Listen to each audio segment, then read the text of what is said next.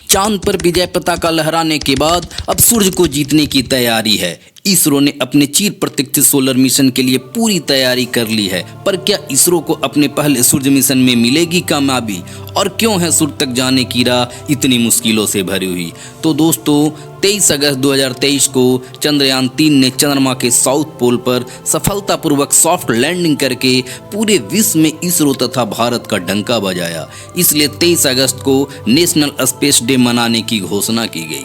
लेकिन अपनी इसी महत्वपूर्ण कामयाबी हासिल करने के बावजूद इसरो जश्न में न डूबकर अपने दूसरे बड़े लक्ष्य की तैयारी में जुटा है। जी हाँ, चंद्रयान 3 के लैंडिंग के महज 10 दिनों के बाद यानी 2 सितंबर 2023 को इसरो अपना पहला सोलर मिशन लॉन्च करने जा रहा है। तो क्या है इसरो के सूर्य मिशन के लक्ष्य, जिसके बारे में सुनकर चीन, रूस और अमेरिका की नींद उड़ी हुई है? और क्यों है हमारे सोलर यान का सफ़र इतना मुश्किल? आइए तो हम इस वीडियो में यह जानने का प्रयास करेंगे। चांद का दक्षिणी ध्रुव जहां जाने के क्रम में रूस का लूना 25 फेल हो गया था और चांद पर सबसे ज़्यादा जाने वाली स्पेस एजेंसी नासा ने तो यहां तक कह दिया था कि चंद्रमा के साउथ पोल पर जाना संभव ही नहीं है। लेकिन 23 अगस्त के दिन उसी खतरनाक जगह पर सीना ताने भारत के विक्रम लैंडर ने वो कर दिखाया जो दुनिया से नहीं हो सका।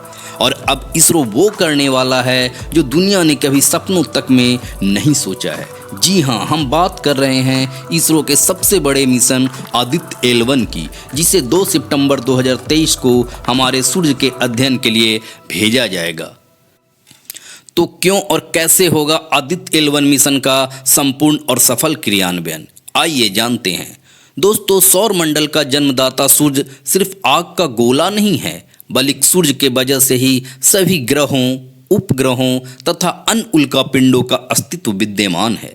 सूर्य के गर्मी के वजह से ही पृथ्वी पर जीवन पनपा और संभव हो पाया, और इसी तारे के वजह से पृथ्वी पर दिन, रात तथा मौसम में परिवर्तन होते हैं। ऐसे में सूर्य हम इंसानों के लिए किसी वरदान से कम नहीं है। लेकिन सूर्योदय और सूर्यास्त के दौरान पृथ्वी से देखने पर सूर्य जितना खूबसूरत और अच्छा लगता है, ये असल में उतना ही खतरनाक तथा खौफनाक है। और आपको ये जानकर हैरानी होगी कि सूर्य का तापमान इतना ज़्यादा है कि अगर कोई ग्रह इसके समीप एकदम आ जाए तो चंद पलों में ही सूर्य इसे जलाकर खाक कर देगा। ऐसे में अगर हम पृथ्वी छोड़कर भविष्य के अंतरिक्ष में बसना है तो सूर्य की संपूर्ण तथा सटीक जानकारी आवश्यक है। इसलिए 2008 में इसरो ने अपने सोलर मिशन की घोषणा की थी। उस वक्त स्पेसक्राफ्ट के साथ सिर्फ एक payload visible emission line sonograph की घोषणा हुई थी, परंतु अब इस सोलर मिशन में कुल 7 पेलोड शामिल हो चुके हैं तथा इसे पृथ्वी से 15 लाख किलोमीटर दूर पर मौजूद लैग्रेंज पॉइंट 1 की हेलो ऑर्बिट में भेजने का निर्णय लिया गया है। इस कारण से आदित्य L1 को तैयार करने में इतने वर्ष लग गए और ये अब लॉन्च को पूरी तरह से तैयार है। तो अब आप सोचेंगे कि आखिर ये लैग्रेंज पॉइंट क्या होता है?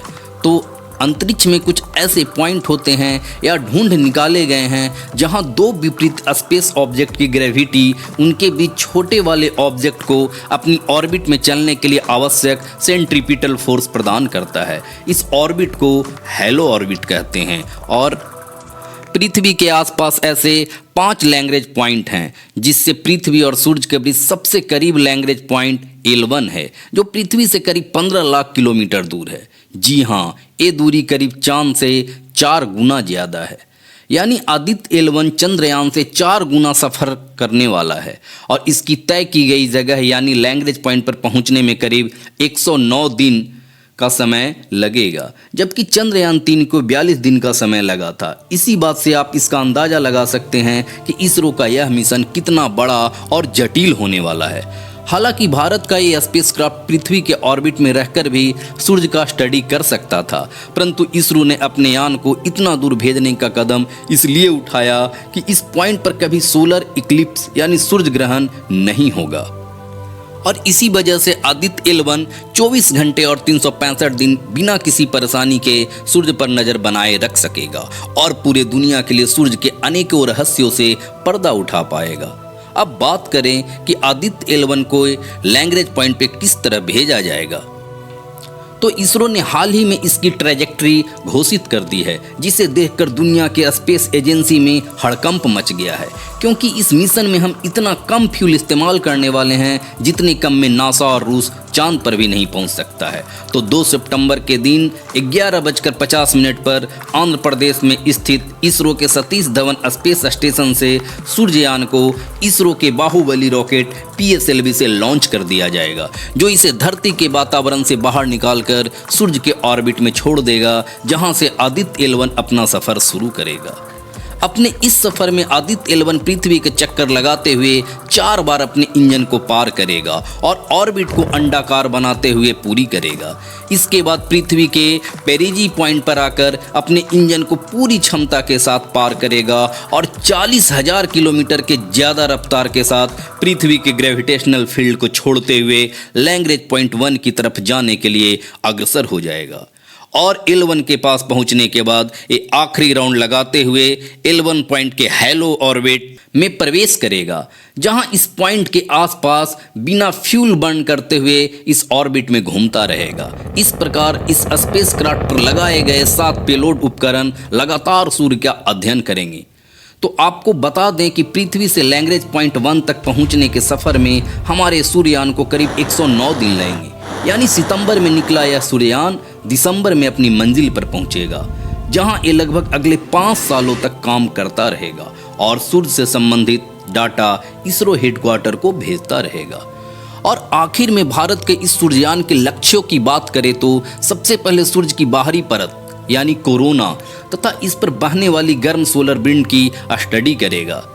तो इतना जरूरी इसलिए है जहां सूर्य की सतह यानी फोटोस्फीयर का तापमान सिर्फ 6000 डिग्री सेंटीग्रेड है, क्योंकि केंद्र के बेहद करीब है, वहीं सूर्य के बाहरी सतह यानी कोरोना का तापमान बढ़कर 10 लाख डिग्री सेंटीग्रेड तक पहुंच जाता है। इसलिए बड़ा रहस्य है कि जहां आग से उबल रही सतह का तापमान कम है तो उसके ऊपर वाले हिस्से का तापमान इतना ज़्यादा कैसे। इसके अलावा इस सूर्य के वातावरण में ये जानने की कोशिश करेगा, जिसके लिए सोलर यान में एडवांस इक्विपमेंट लगाए गए हैं। इसके अलावा यह सूर्ययान कोरोनल मास इंजेक्शन की भी स्टडी करेगा। दरअसल सूर्य के कोरोना लेयर से समय समय पर अचानक करोड़ों टन मटेरियल बाहर निकल के पूरे सौर मंडल में फैलने लगता है और इसमें सूर्य की मैग्नेटिक फील्ड भी होती है। और आपको ये जानकर बड़ा आश्चर्य होगा कि ये उबलता हुआ मटेरियल सौर तूफानों के रूप में 250 से 3000 किलोमीटर प्रति सेकंड के रफ्तार से अंतरिक्ष में ट्रैवल करता है और अपने तेज रफ्तार की वजह से कई बार 15 से 18 घंटों में ये पृथ्वी के पास पहुंच जाता है। हालांकि पृथ्वी की मैग्नेटिक फील्ड इन सौर तूफानों को यहाँ के वातावरण में प्रवेश नहीं करने देती है, लेकिन अगर हम भविष्य में अंतरिक्ष में बसना चाहते हैं तो इन सौर तूफानों से बचने के लिए इसका डाटा होना काफ़ी ज़रूरी है। इसे कलेक्ट करने का जिम्मा इसरो के सूर्ययान ने अपने कंधों पर उठा लिया है। तो दोस्तों, क्या आप चंद्रयान 3 की तरह इस सोलर मिशन को भी सपोर्ट करेंगे? यदि आपका जवाब हाँ में है तो कृपया कमेंट बॉक्स में लिखकर बताएं। आशा करता हूं कि इस वीडियो से आपने बहुत कुछ सीखा होगा। तो मिलते हैं किसी अगले वीडियो में, तब तक के लिए धन्यवाद।